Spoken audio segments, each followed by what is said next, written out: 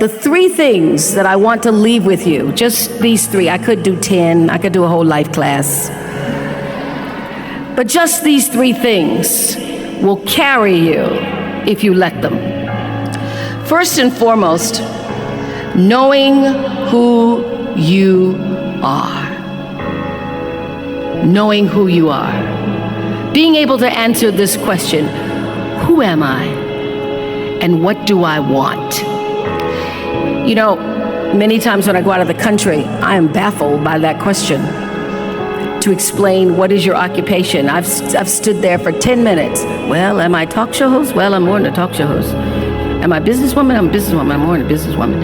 Am I an entrepreneur? I'm more than an entrepreneur. So I just leave it blank or self-employed. So I'm not asking for the roles that you play as daughters. I'm not asking that question. What are the roles that you play as a daughter, as a friend, as a sister? You're going to be a lawyer, you're going to teach, you're going to be a pharmacist. I'm asking the bigger question of who am I? Who am I really? My answer is I am God's child. I am that which is born of all that is. I am, as Pierre de Chardin said, a spiritual being having a human experience. Come trailing the breath of the ancestors yet, but trailing the breath of the angels. And understanding that because I am connected to the source of all that is possible for me. That's who I am. And what do I want? I don't want to just be successful in the world. I don't want to just make a mark or have a legacy.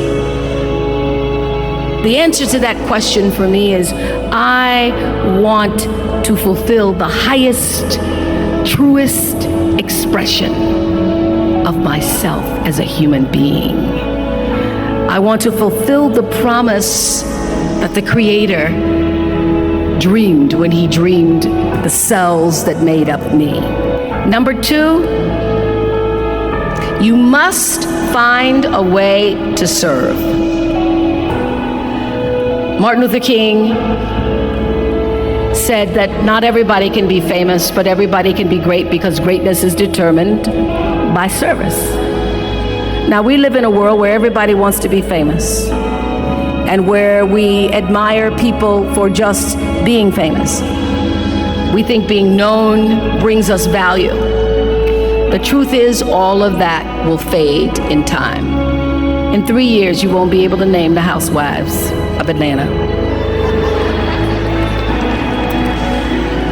The real truth is that service and significance, service and the significance that you bring to your service is that which is lasting. So to be able to, whatever your occupation or job or talent or gift is, our honorees today getting doctorate degrees, to apparently opposite fields, HIV and AIDS and the spoken word. But what they have in common is service, using the spoken word in service to community and the world, using your knowledge and information about HIV and AIDS and medicine in service to the world. And if you look at all the most successful people in the world, whether they know it or not, they have that paradigm of service. Everybody's talking about Mark Zuckerberg and the IPO. Service. Jay-Z rapping. Service. Through the word, to people, through song. For many years, I was really just happy to be on TV, and people would stop and say, "Oh, you on TV?" "Yeah, I'm on TV. I like being on TV. It's a nice job." And it was about the time that I received my honorary doctorate from Spelman around 1993. So I don't know if that had something to do with it. I thought of myself as Dr. Winfrey. that I went back and I took a long look at what it was I was doing on TV and made a decision that I was no longer going to just be on TV, but I was going to use TV as a platform, as a force for good, and not be used by TV. And I will tell you, my decision to make that significant change in the way I operated on television, using television as a service, changed my career exponentially. Service through medicine, service through art, using whatever it is you produce, your product, as a way of giving back to the world. When you shift the paradigm of whatever it is you choose to do to service, and you bring significance to that, success will, I promise you, follow you. Service and significance equals success. Number 3, it's so simple, but so hard to do. Always do the right thing. Always.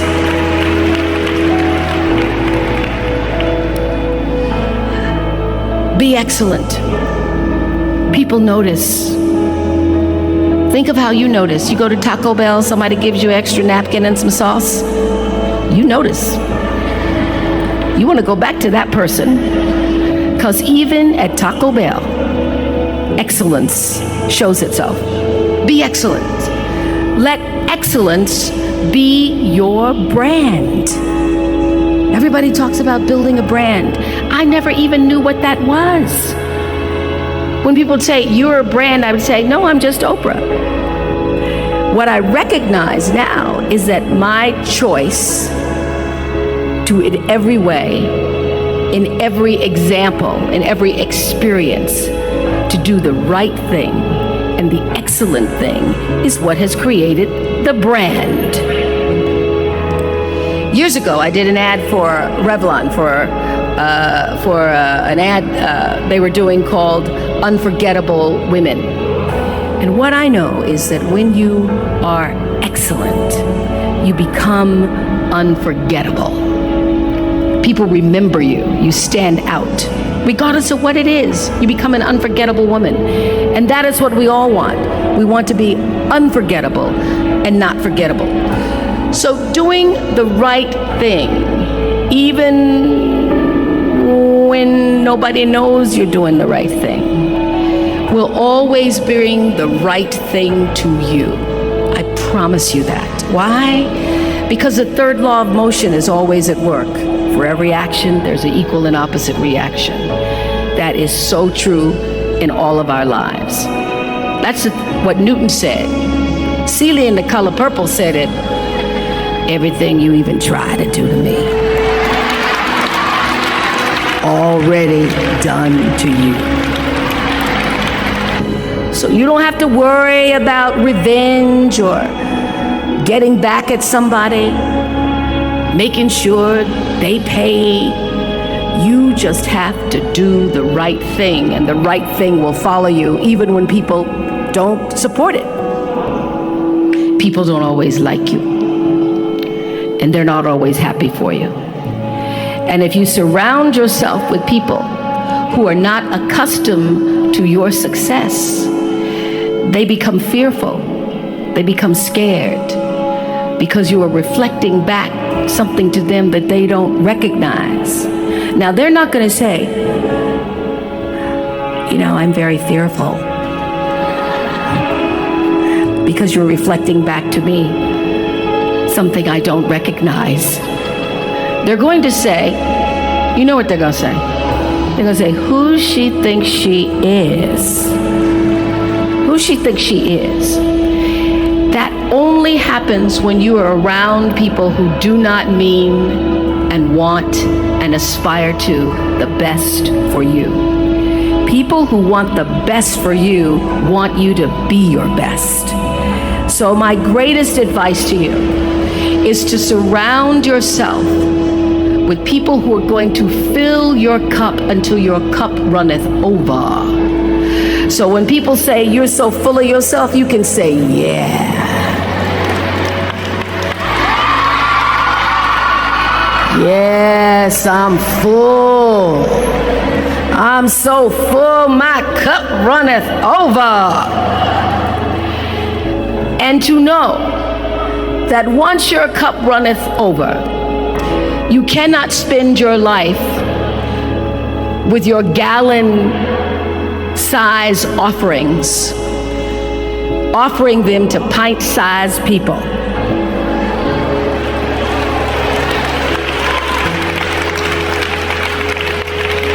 You have got to surround yourself with gallon-sized people who can hang in the same company with you, so that you're not offering your gallons to those little pints out there who can't hold it anyway. Choice to Change the World. I love that song. I love hearing you all sing that song. And what I know for sure is that the biggest choices begin and end with you, your internal big questions.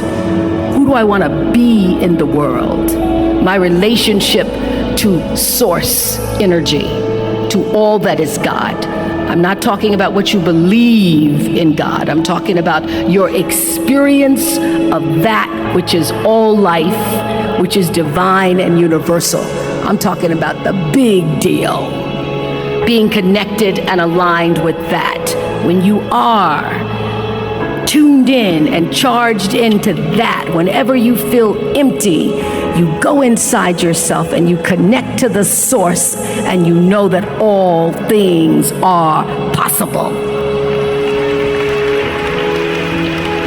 To know that, and to choose to do the right thing in service and significance, I promise you, you will create a vessel of service for yourself first, because you have to honor yourself first. You have to give to yourself first, otherwise you have nothing to give away. You will create a vessel for yourself, for your family, your community, and the world. And those three things will not only lead you to a blessed life. I stand as a witness. My life is so blessed, I can't even take it in sometimes.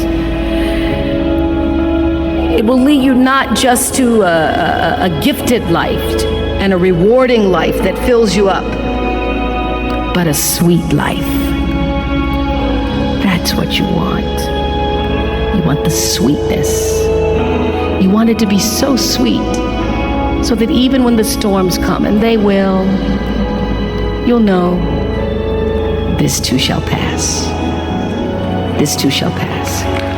The storm is passing over, and you shall not be moved, because you know who you are.